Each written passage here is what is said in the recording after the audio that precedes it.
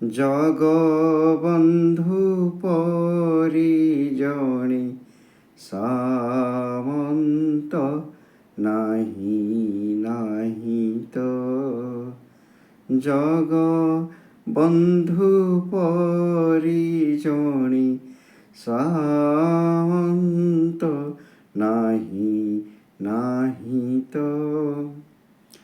14 ଭୁବନ 12ତା ଜାଣନ୍ତି, 14 ଭୁବନ 12ତା ଜାଣନ୍ତି, ଚକ୍ରରେ ଛିଦନ୍ତି ଆର ତ ନାହିଁ ନାହିଁ ତ।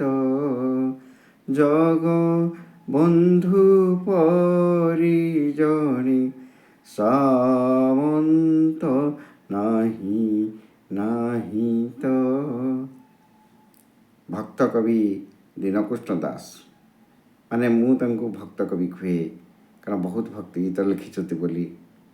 ସେଇ ଦୀନକୃଷ୍ଣ ଦାସଙ୍କର ଭଜନ ଜଣାଣ କେତେବେଳେ ସମୟ ମିଳିଲେ ଶୁଣନ୍ତୁ, ମନକୁ ପବିତ୍ର ରଖନ୍ତୁ।